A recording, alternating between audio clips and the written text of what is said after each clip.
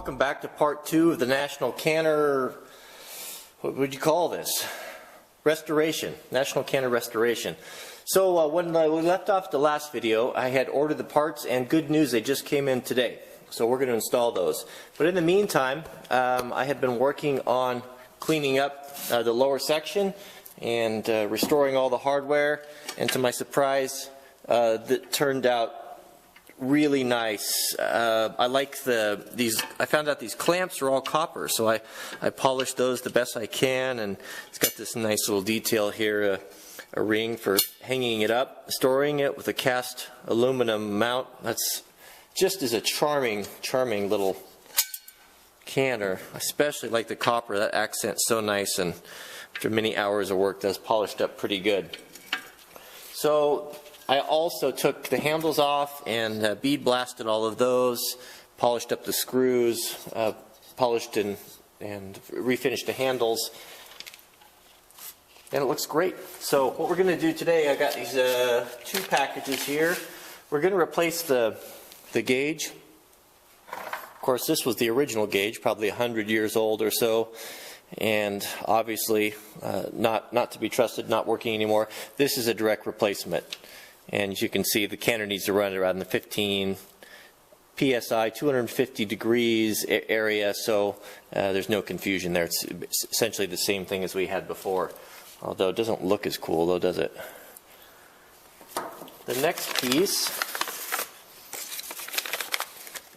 are the relief valve, and this is really cool. I was surprised the quality of this for what it cost. This is what they call a jiggle weight, and you can see that there's graduated numbers on there, 5, 10, and 15. And then this is the pressure nozzle. This is just basically an open hole, and you adjust. This is how you control the pressure inside of the canner, and this will jiggle as the pressures are released. And if you want to bring the temperature up a little bit more, you can go to the 10 or the 15. But what a beautifully machined piece of work that is. It's really nice. So let's go ahead and get the stuff installed. And I have decided we'll reuse the pop-off valve. This was one of the original items. And just to recap how this works, I took it all apart and cleaned it up and oiled it. And it's got a little ball bearing in here. So as the pressure increases inside the canner, this ball bearing has a seat on there, and this rod holds it down. And you can see there's a spring right there. This is the same type of a deal you have on your hot water valve, hot water tank. If the pressure builds up too much, it's a pop-off valve or a release valve. So as the pressure increases, it opens and pushes up against this and releases the pressure. So I'll show you a way we'll test this. We'll put air. Whoops! Could I ever find a replacement for that ball? We'll put air. We'll pressurize the tank or the canner and see if this releases before the 20-pound mark on the gauge. So let's put it all together. All right, let's get it back together here. I'm not going to use any Teflon tape on this. Actually, you know what? I think I am. Alright, we'll start putting this thing back together. I'm going to put a little bit of Teflon tape on there. Before you admonish me as to the adverse health effects of Teflon, you know what? Is it really going to make a difference? The food is already sealed inside its own sterilized can before it comes in here, and I think there's plenty of other issues in our environment to worry about without losing sleep over this little bit of Teflon.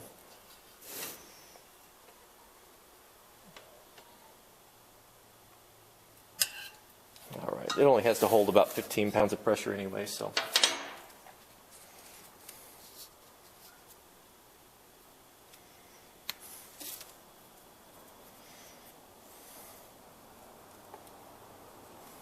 Going to use a very small amount.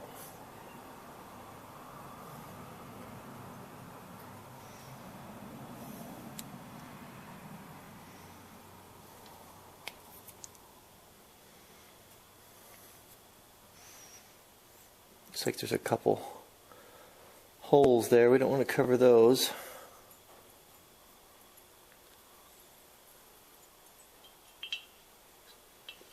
Boy, nicely machined little pieces. It did say in the instructions on this thing, before you use it, be sure to shine a flashlight through it. Make sure that it's open. It can get clogged with food or things like that.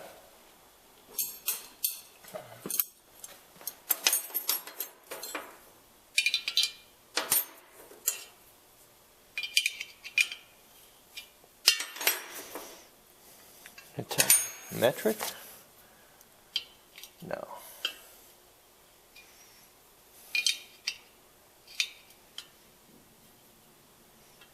Very careful with this. This is aluminum threads. All right, so our little jiggle weight will fit right on there. And last is our little pop-off valve. This is brass, and it looked like it was in pretty good shape.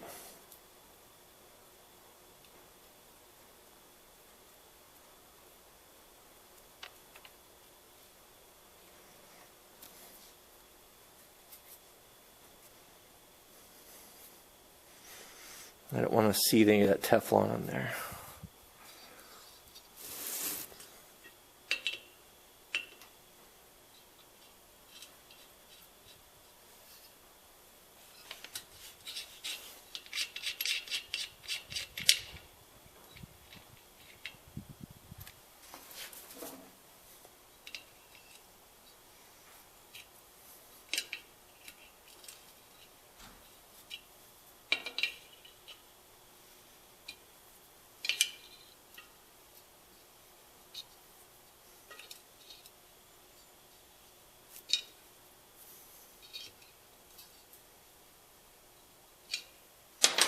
You can always tighten it a little more if you start seeing some leakage around there, but if you over tighten it, you are cooked. All right, so that's operating. So we'll put some air in here. Let's test to see when this pop-off valve releases.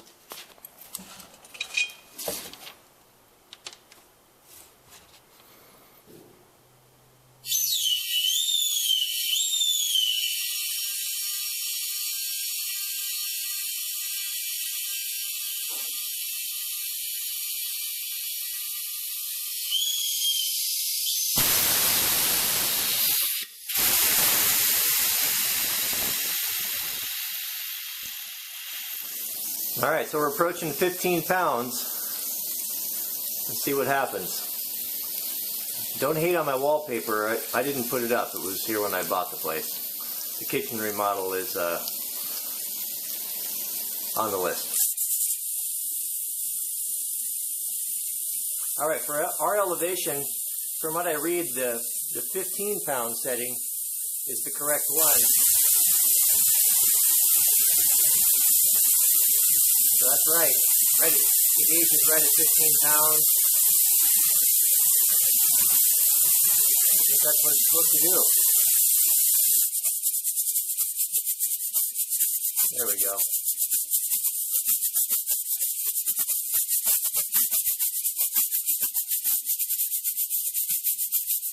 So that's it.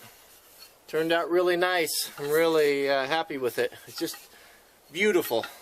Looks like a deep sea diving bell or something like that. I've got, let's say, about $42 into the gauge and everything, and a lot of elbow grease, but it's a treasure and it's beautiful.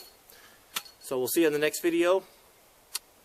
We'll be finishing up the greenhouse, so that'll probably be this coming up weekend. So look for that on Sunday. So thanks for watching. We'll see you next time.